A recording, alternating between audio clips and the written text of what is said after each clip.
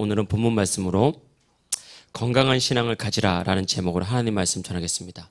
오늘 말씀은 남유다의 11번째 왕이었던 아마샤에 대한 기록입니다. 이 아마샤의 뜻은 하나님은 강하시다 라는 그런 의미를 이름에 가지고 있습니다. 25살에 왕이 되어서 말씀 붙들고 시작했지만 이후에는 그 마음이 교만해져서 말씀을 버리고 자신이 원하는 길을 가다가 실패한 왕으로 기록된 왕, 이 사람이 바로 아마샤 왕입니다.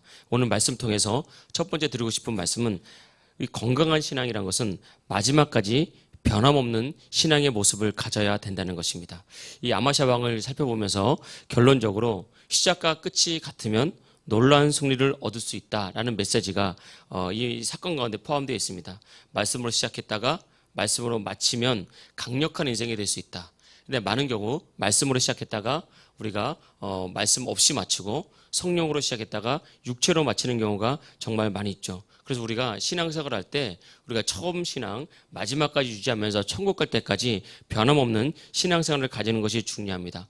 요한계시록 22장 13절에 보면 하나님은 어떤 분인가 하나님의 속성에 대해서 말을 하고 있을 때 이렇게 말하고 있습니다. 나는 알파와 오메가요 처음과 나중이라. 그러니까 시작과 끝이라는 거죠. 처음과 끝이 변함이 없다는 것입니다. 시작도 하나님, 마지막도 하나님. 하나님이 이런 분이시기 때문에 우리도 처음 시작할 때 하나님을 의지했다면, 그 사랑 안에서 시작했다면 마지막까지 하나님 의지하고 말씀 떠나지 않는 신앙생활을 하라는 거죠. 그럼 그 능력이 하나님, 사랑이 하나님이 우리 삶 가운데 날마다 역사한다는 것입니다. 성경을 보면 기도도 우리가 이렇게 하라고 했잖아요. 우리가 억울한 과부의 사건을 보면 너희가 기도하다가 낙심하지 말아야 될 이유에 대해서 말하면서 끝까지 기도해라.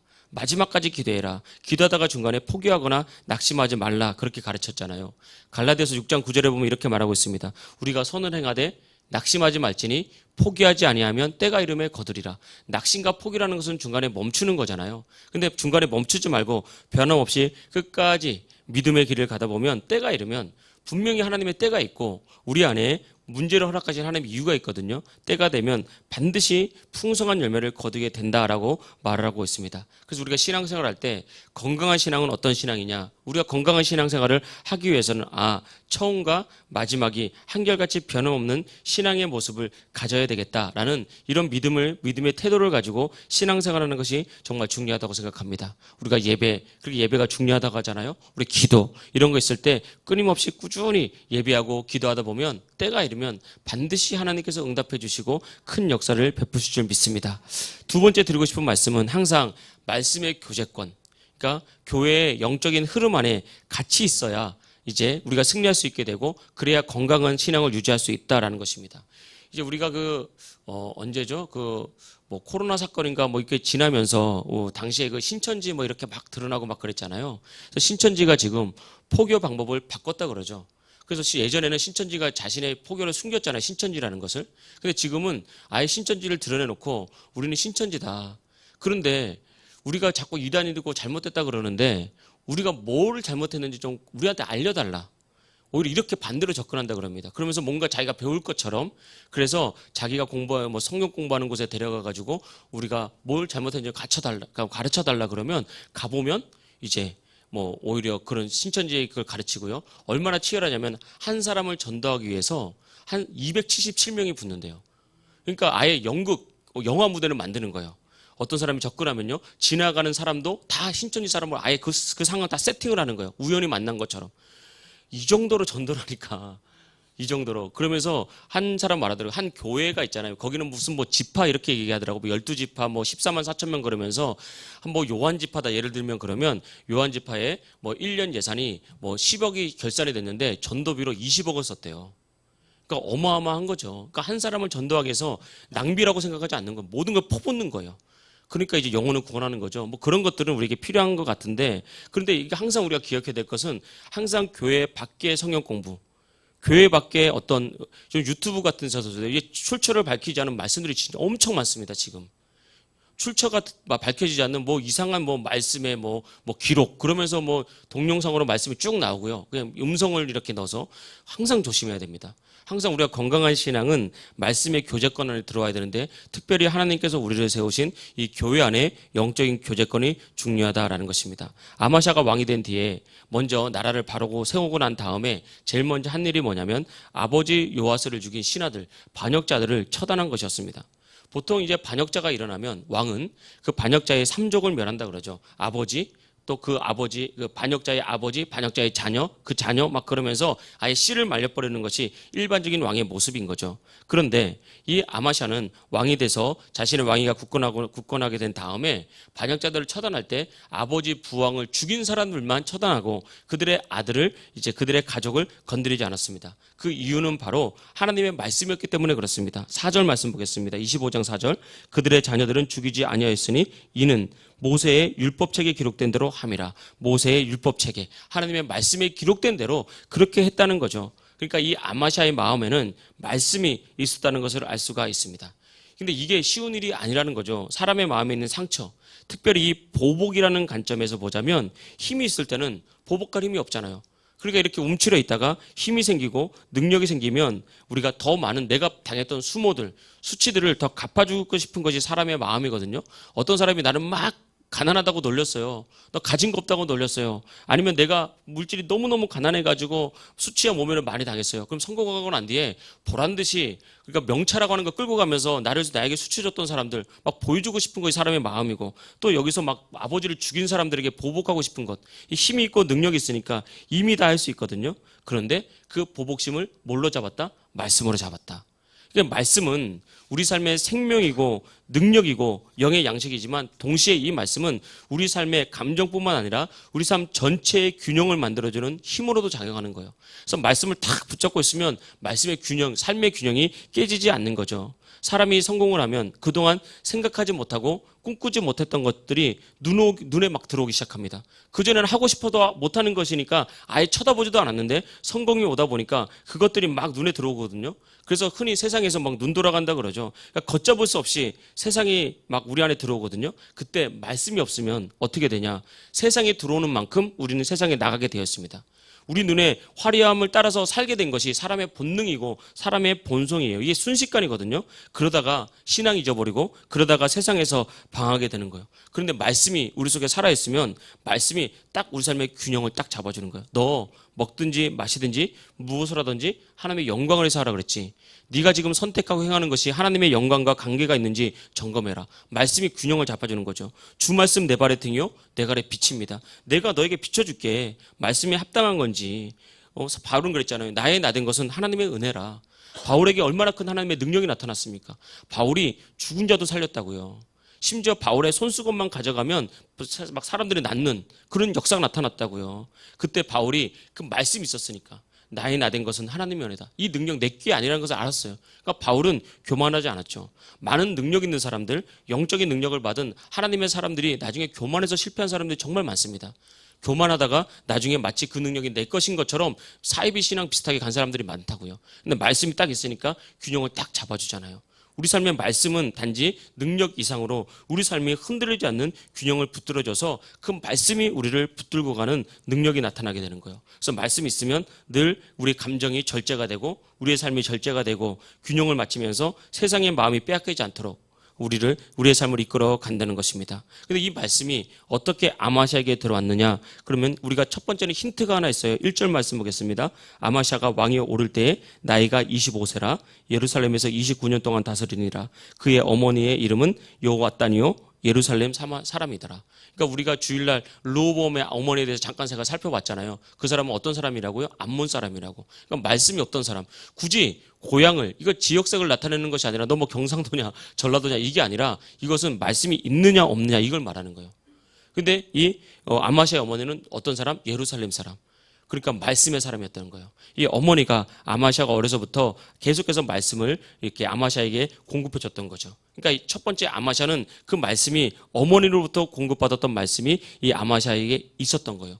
둘째는 이 아마샤가 흔들릴 때 하나님께서 하나님의 사람, 말씀을 붙여줄 선지자를 하나님께서 이 아마샤에게 보내준 거예요. 우리가 읽지는 않았지만 25장 7절 보겠습니다.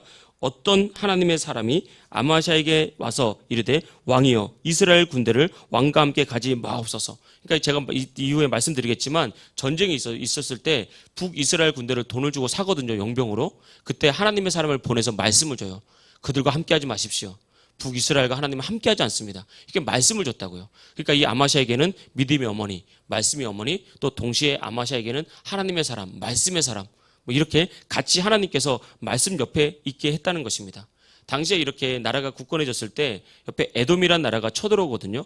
근데 남유다는 국력이 약했습니다. 그리고 북이스라엘은 뭐 집화수도 많고 인구가 많잖아요. 그러니까 기본적으로 군대 수가 많았다고요. 그러면서 이 아마샤가 은 100달란트를 가지고 북이스라엘의 군대를 사가지고 옵니다. 용병으로.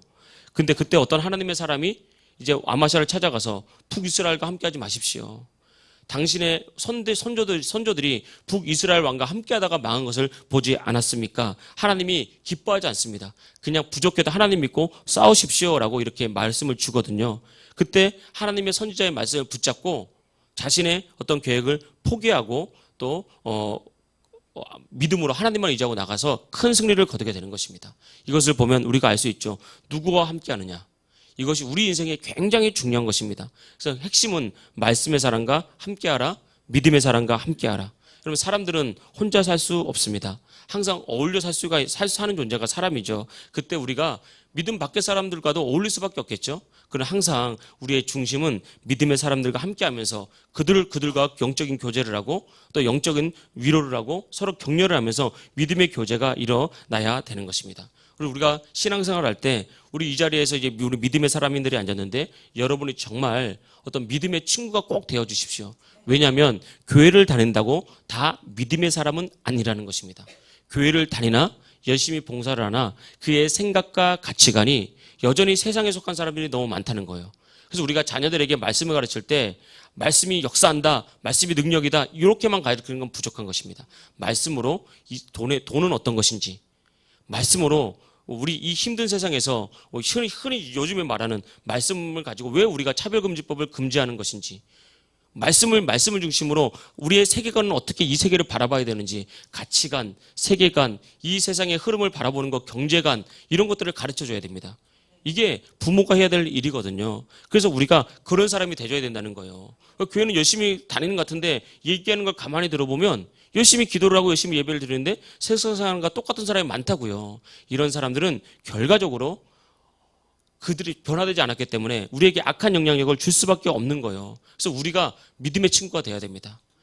우리가 정말 바른 가치관과 바른 세계관을 가지고 흔들리는 사람들, 잘못되는 사람들을 믿음으로 위로해 주면서 하나님의 뜻 가운데 같이 설 수 있도록 우리가 도움을 주는 믿음의 사람이 돼야 되겠죠.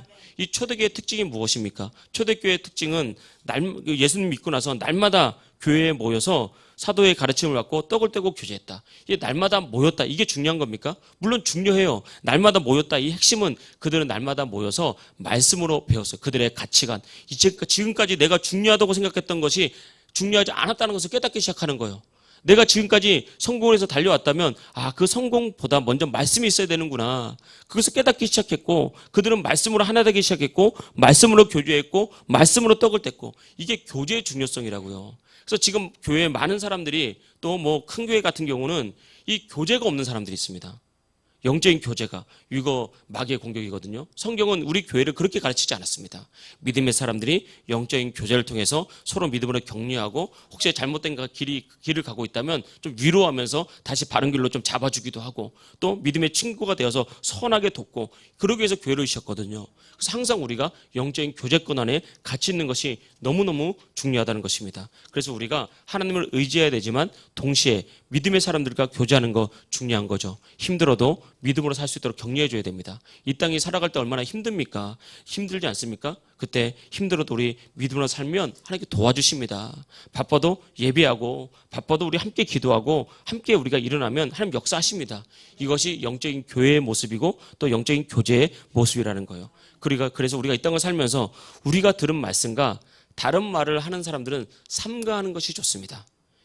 또 말씀에도 같은 기름 부심이 있어요. 같은 기름 부심이. 항상 같은 기름 부심이 중요합니다. 그래서 항상 교회 안에서 같은 말씀으로 같이 나누고 같은 말씀으로 같은 뜻을 품고 같은 비전으로 나갈 때 하나님께서 역사하시는 것입니다. 그래서 우리가 이 땅을 살아갈 때 우리가 때로는 외로울 때 또 우리가 영적인 교제권이 있을 때 외롭지 않을 수가 있겠죠. 그래서 우리가 그런 거 많이 보잖아요. 어린 자녀들을 키울 때 친구들의 관계를 잘 살펴보잖아요. 어떤 친구인가.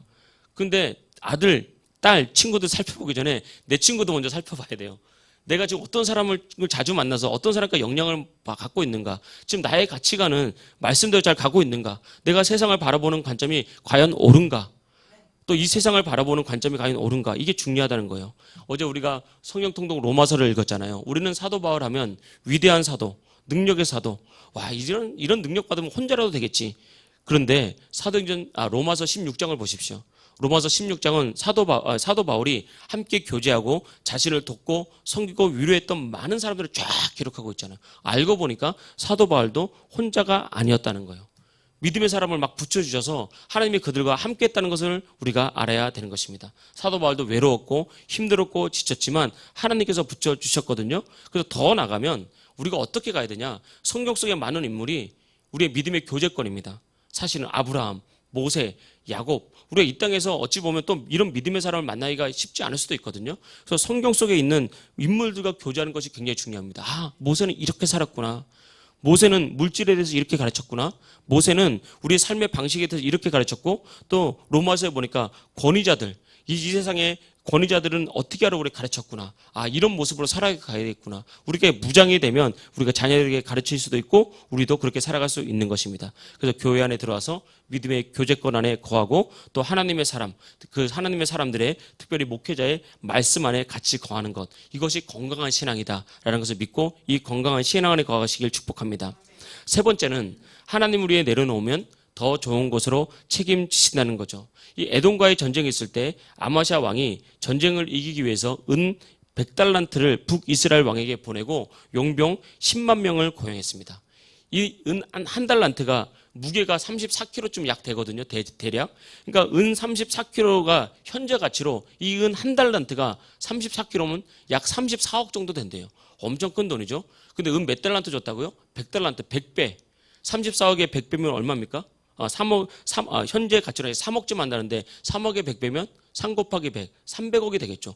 어마어마한 돈입니다. 이 작은 돈이 아니라고요. 그런데 하나님이 사람이 와가지고 책망하죠. 그거 잘못했다. 하나님이 그러면 함께하지 않는다. 북이스라엘과 함께하지 말아라 이렇게 얘기하죠. 근데 아마샤가 이렇게 했던 이유는 말씀으로 시작했지만 말씀이 흔들리기 시작한 거예요. 이 불신앙이죠. 하나님 의지하지 않고 북이스라엘과 손잡은 거 아닙니까? 믿음의 길이 아니죠. 우리 꼭 기억해야 됩니다. 우리가 말씀으로 시작했지만 살다 보면 내 힘과 능력으로 넘을 수 없는 문제가 올 때 내가 무엇과 손잡느냐. 그때 바로 우리에게 말씀이 필요할 때입니다. 그때 하나님께서 사람을 보내셔서 그 길 가지 말라라고 말했잖아요. 이런 상황에서 아마샤가 은 100달란트를 포기하는 것, 300억 정도 되는 큰 물질을 포기하는 것은 정말 쉽지가 않죠. 이미 준 거 아닙니까? 그런데 이 말씀을 듣고 선지자에게 이렇게 물어봅니다. 은 100달란트를 이미 줬는데 내가 어떻게 해야 됩니까? 이렇게 물어봤을 때 선지자가 대답을 하죠. 하나님께서 능히 더 많은 것을 줄 수 있습니다라고 물어봅니다. 말을 합니다. 우리 8절 9절 보겠습니다. 25장 8절 9절. 왕이 만일 가시거든 힘써 싸우소서. 하나님이 왕을 적군 앞에 엎드러지게 하시리이다. 하나님은 능히 돕기도 하시고 능히 패하게도 하시나이다 하니 아마샤가 하나님의 사람에게 이르되 내가 100달란트를 이스라엘 군대에게 주었으니 어찌할까? 하나님의 사람이 말하되 여호와께서 능히 이보다 많은 것을 왕에게 줄 수 있나이다 하니라. 아멘. 하나님께서 능히 줄 수 있다는 거예요. 여기서 우리의 믿음이 이제 중요하다는 것을 우리가 알 수 있습니다. 이 아마샤는 하나님이 사람이 한 말은 믿었거든요. 하나님은 능히 더 많은 것을 줄 수 있다. 이 사실을 믿으시기 축복합니다. 그래서 우리가 하나님께 무엇인가를 드리는 것, 하나님 때문에 무엇인가를 포기하는 것은 결코 손해보는 것이 아닙니다. 이 300억이 아까워서 전쟁했으면 나라가 망한 게 생긴 거예요. 그런데 이것을 포기하고 믿음으로 의지하지 않고 하나님 싸웠더니 하나님께서 크신 승리를 주시고 이기게 하셔서 나라를 구원하게 하신 것입니다. 하나님의 살아계심을 경험하게 하신 거죠. 인간적으로 볼 때는 엄청나게 큰 손해지만 그러나 말씀 붙잡으니까 하나님께서 승리를 주시고 나라를 건지게 하셨다. 그래서 우리가 신앙생활 할 때 이 하나님이 더 좋은 것을 주실 수 있다. 더 많은 것을 주실 수 있다. 이 물질에 대한 정확한 믿음이 우리에게 중요한 거죠. 우리가 잘 아는 것처럼 물질에 대한 믿음은 크게 세 가지로 나눕니다. 첫째는 가장 기본적으로 11조죠. 11조. 11조는 하나님께서 누구나 하라고 우리에게 명령하신 것입니다. 그래서 명령을 하실 때 말라기서에 보면 온전한 11조를 해라. 온전한 11조. 그래서 우리가 여러분 하나님께 11조를 드릴 때는 온전한 11조라는 것이 좋습니다. 이 11조로 말하자면 쉽게 말하면 시드머니라 그러죠. 씨앗과 같은 돈입니다. 이게 씨앗. 씨앗이 없으면요. 심을 수가 없잖아요. 이것은 마치 이 11조는 심는 거예요. 여러분 씨앗을 심으면 다음날 열매를 거둡니까? 못 거두죠. 때가 있다고 계속 씨앗을 심다 보면요. 그 나무가 자라면 나중에 열매를 맺으면요. 씨앗은 하나 심었는데 나무가 자라서 열매를 맺으면 해마다 수백, 수천의 열매를 맺게 되는 거예요. 막 우리가 상상할 수 없는 축복이 들어오는 거죠.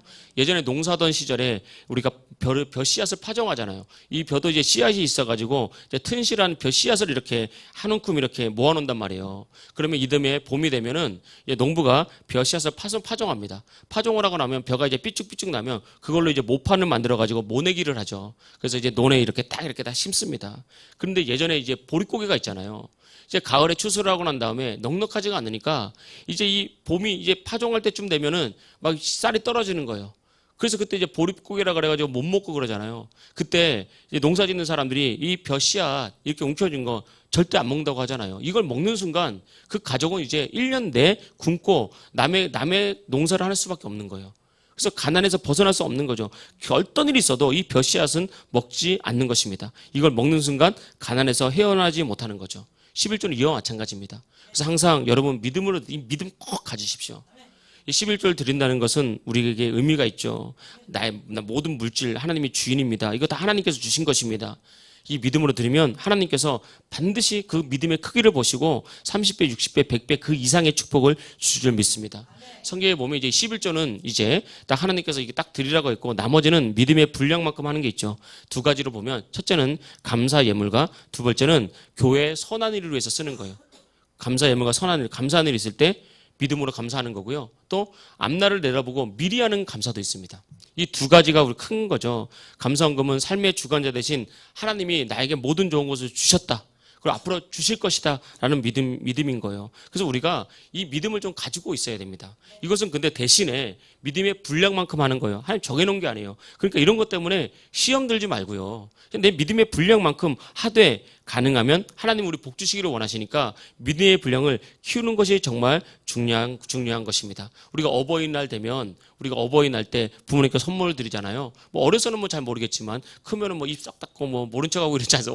어버이날 여행 가버리고 물론 그 전에 섬기고 갈 수도 있겠죠. 그런 거 없이 그냥 미리미리 이런 거 아니지 않습니까? 이 하나님께 우리에게 좋은 일을 주셨을 때 또 기쁜 일을 주셨을 때 아니면 지금 너무 힘든데 앞으로 그 기쁜 일을 바라볼 때 하나님께 믿음으로 드리면 하나님께서 은혜를 주신다는 거예요. 저는 이런 경우를 많이 봤습니다. 저는 목회하기 전에 청년 때 평신도로 있을 때 이제 목사님이 이제 간증을 하는 거예요. 어떤 사람이 이렇게 이제 가끔 이렇게 감사헌금을 그 목사님을 이렇게 광고를 했는데 어떤 분이 이런 거 했다. 우리 이거 갖고 기도하자.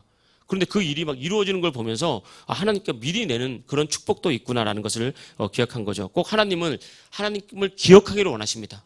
그러니까 액수가 아니라 하나님 기억하기를. 그래서 이 믿음으로 우리가 드렸으면 좋겠고요. 물질에 대한 세 번째는 교회 선한 일을 위해서 물질로 섬기는 거예요. 교회는 주님의 몸이잖아요. 교회가 주일을 해나갈 때 선한 일을 할 때 우리가 물질이 필요할 때가 있거든요. 그때 주님께서 우리의 마음을 감동하신단 말입니다. 우리의 마음을 감동하실 때 머리로 계산하기 시작하면요. 그 감동대로 우리가 하나님께 나갈 수 없죠. 그냥 성령의 감동과 믿음으로 하나님의 선한을 위해서 드리면 하나님께서 보시고 갚아주신다. 물질에 정확한 믿음을 가져라. 이게 바로 건강한 신앙이라는 것입니다. 마지막 네 번째는 교만하지 말고 마지막까지 섬기라는 거예요. 이 전쟁에서 큰 승리를 했거든요. 근데 아마샤가 뜬금없는 일을 행하거든요. 14절 말씀 보겠습니다. 아마샤가 에돔 사람들을 죽이고 돌아올 때 세일 자손의 신들을 가져와서 자기의 신으로 세우고 그것들 앞에 경배하며 분향한지라. 그러니까 하나님께서 승리를 주셨는데 뜬금없이 그 에돔 사람들이 섬기던 신을 가져와가지고 우상 숭배를 하기 시작하는 거예요. 그 우리는 이런 걸 보면서 어떻게 이렇게 할 수 있지라고 생각을 하지만 사실은 이런 일이 우리 주변에 정말 많이 일어납니다. 하나님의 은혜로 고침받은 사람들이 뭐 언제 그랬냐는 듯이 교회를 떠나는 사람도 정말 많고요. 정말 우리가 힘들고 어려울 때 주님의 능력 가운데 막 축복을 경험한 사람들이 얼마 가지 않아서 믿음을 다 잃어버릴 때가 많아요. 아까 제가 말씀드렸던 이런 헌금에 대한 물질에 대한 말씀을 들으면 하나님의 축복 가운데 있는 사람들이 맞다, 아멘, 내가 그렇게 살아왔지, 감사합니다, 이런 믿음을 가지는 것이 아니라 오히려 물질 때문에 더 시험에 드는 경우가 많다 이 말입니다. 근데 아마샤가 그런 길을 간 거죠. 왜? 말씀이 사라지고 교만이 들어왔기 때문에 그런 겁니다. 그러니까 말도 안 되는 일을 벌이기 시작하는 거죠. 그때 다시 하나님께서 그 선지자를 보내요. 15절 말씀 보겠습니다. 그러므로 여호와께서 아마샤에게 진노하사 한 선지자를 그에게 보내시니 그가 이르되 저 백성들의 신들이 그들의 백성을 왕의 손에서 능히 구원하지 못하였거늘 왕은 어찌하여 그 신들에게 구원하이까. 그러니까 하나님의 사람을 보내서 왕이 당신 그렇게 살면 안 됩니다, 회개해야 됩니다, 이렇게 책망하잖아요. 그때 왕이 바뀌었어요. 그전에는 이 북이스라엘과 손잡으면 안 됩니다 그랬을 때는 내가 가진 게 없잖아요, 부족하잖아요, 능력이 없잖아요. 그 말씀을 따랐거든요. 근데 왕이 전쟁 한 번에 승리하고 가가지고 바뀌어버려요. 16절 말씀 보겠습니다. 선지자가 아직 그에게 말할 때에 왕이 그에게 이르되 우리가 너를 왕의 모사로 삼았느냐, 그치라, 어찌하여 맞으려 하느냐 하니 선지자가 그치며 이르되 왕이 이 일을 행하고 나의 경고를 듣지 아니하니 하나님이 왕을 멸시하기로 작정하신 줄 아노라 하였더라. 그러니까 이 선지자가 하나님의 말씀을 막 대언하고 있는데 그 말을 막 끊어버리는 거예요. 그러면서 우리가 너를 우리 왕의 모사로, 나의 모사로 삼았느냐, 그쳐라, 이제는 더 하면 맞는다, 이렇게 가는 거예요. 사람이 이렇게 막 돌변해버리는 것입니다. 이런 경우가 없는 것 같은데 우리 안에 있을 수가 있다는 거죠. 하나님께서 말씀하고 있는 중인데도 선지자의 말을 끊어버리고 내 생각과 다르니까. 우리가 신앙생활 할 때 이게 가장 핵심입니다. 하나님은 능력 있는 사람을 사용하는 것이 아닙니다. 우리 이걸 꼭 명심하십시오. 하나님은 능력 있는 사람이 아니라 겸손한 자를 사용하십니다. 하나님은 큰 자가 아니라 순종하는 자를 사용하는 거예요. 근데 아마샤가 교만이 들어왔잖아요. 하나님의 은혜로 승리했지만 하나님의 말을 막 끊으면서 선지자에게 감히 선지자에게 너 맡기 싫으면 그만하라면서 이 무서운 일을 벌이고 있는 거죠. 우리가 신앙생활 하다 보면요, 나에게 듣기 좋은 말은 참 듣기가 좋아요. 나를 칭찬하는 말은 참 듣기가 좋습니다. 그런데 이제 신앙생활 하다 보면요, 나에게 듣기 싫은 말이 오거나 나의 자존심을 긁는 말이 오거나 이런 게 있을 때 그걸 딱 이렇게 딱 거절한단 말입니다. 그 속에 하나님의 뜻이 있을 수 있음을 깨닫지 못해요. 왜? 마음이 높아졌기 때문에 그렇습니다. 마음이 교만해졌기 때문에 그래요. 그러면서 내가 듣고 싶은 말은 듣고 내가 나에게 은혜롭다 하는 말은 듣고 내가 좀 나에게 안 맞는 거, 그것은 좀 나와 다르다, 상황을 몰라서 그렇다, 그러면서 그 말을 거절해버리는 것입니다. 이게 바로 교만이 우리 안에 들어와서 그런 것입니다. 그래서 하나님은 겸손한 자를 찾습니다. 겸손해야 말씀 앞에 무릎 꿇을 수 있거든요. 겸손해야 말씀을 주시면 그 말씀을 받고 순종할 수 있거든요. 그래서 건강한 신앙은 이 겸손한 태도가 중요하다라는 것입니다. 그러니까 이 아마샤처럼 좋은 일은 듣고 책망은 버리면 건강한 신앙이 아니죠. 성장할 수가 없는 것입니다. 나중에 하나님께 진노를 받게 되고 문제를 일으키게 되고 실패한 왕으로 기록이 되지 않습니까? 그래서 우리가 교회에서는 사랑을 강조하잖아요. 그리고 하나님은 사랑이시다라고 말하잖아요. 근데 이 사랑은 다 받아주는 것, 이건 사랑은 아닙니다. 십자가도 보면 우리가 흔히 알다시피 이제 가로 세로가 교차된 크로스잖아요. 이게 그러니까 하나님의 공의, 그러니까 세로는 하나님의 공의, 죄에 대해 심판하신 하나님의 공의, 가로는 하나님의 사랑, 이 두 개가 만날 때 이제 십자가가 이루어진다 그러지 않습니까? 그러니까 무조건 다 용서하고 무조건 다 받아주면 예수님 죽을 필요가 뭐가 있겠습니까? 그러니까 우리는 십자가를 바라볼 때 죄의 싹은 죽음이구나, 죄는 정말 무서운 거구나, 진노가 있구나, 이걸 잊으면 안 되는 거예요. 그래서 우리가 사랑 그러면 다 받아주는 것이 아니라 진정한 사랑이라는 것은 잘못된 것은 가르쳐야 고칠 수 있다는 것을 반드시 알아야 됩니다. 그러니까 이 시대가 자꾸 사람들을 병들게 하는 게 무엇입니까? 너 일 안 해도 돼, 얼마나 힘들어, 다 도와줄게, 돈 다 나눠줄게, 이거 사람을 병들게 만드는 거, 이렇게 하고 가면 안 되는 거예요. 땀의 가치를 알려주게 되고 수고하고 노력한 사람이 그 수고한 것에 대한 대가를 받는 것을 당연하게 만드는 세상. 그래서 그 연약한 사람들, 부족한 사람들을 노력할 수 있도록 잘 이끌어주는 그런 세상을 만들어야죠. 이것이 중요한 것입니다. 이게 또 성경적인 가치라는 거예요. 그래서 성경도 어려서 마땅히 가르칠 바를 아이에게 가르쳐라. 그래야 늙어서도 떠나지 아니하리라 라고 말했잖아요. 그러니까 어린아이의 특징이 뭐죠? 우리가 어린아이, 누구든지 어린아이와 같지 아니하면 천국에 들어갈 수 없다고 하잖아요. 어린아이는 겸손해요, 겸손. 엄마 아빠가 말하면 그런 줄 알고 딱 그것을 받아들이잖아요. 그 믿음이 필요합니다, 그 믿음이. 그래서 엄마 아빠가 그래서 중요하기도 하고요. 우리 동시에 우리가 어린아이들처럼 겸손하게 어떤 말씀을 주시든지 그들 받아야 돼요. 말씀으로 우리가 책망을 받을 때는 이 속에 하나님의 뜻이 있겠구나. 내가 뭔가 고치라고 하는 것이 있겠구나. 말씀으로 우리가 칭찬을 들을 때는 교만하지 말고 하나님이 나를 이제 칭찬해 주시는구나. 힘내라고 하시는구나. 그 말씀을 받으면서 이제 바르게 나가는 것. 이것이 우리가 신앙에 성장하고 하나님께 쓰임 받는 좋은 신앙의 태도라는 것입니다. 하나님께서는 우리에게 수고의 열매를 주십니다. 하나님 우리에게 승리의 은혜를 주십니다. 날마다 이 건강한 이 신앙을 가지고 날마다 성장하면서 하나님께 쓰임받기를 축복하고 우리 영적인 교제 속에 잘 머물러 있기를 주의 이름으로 축복합니다. 할렐루야.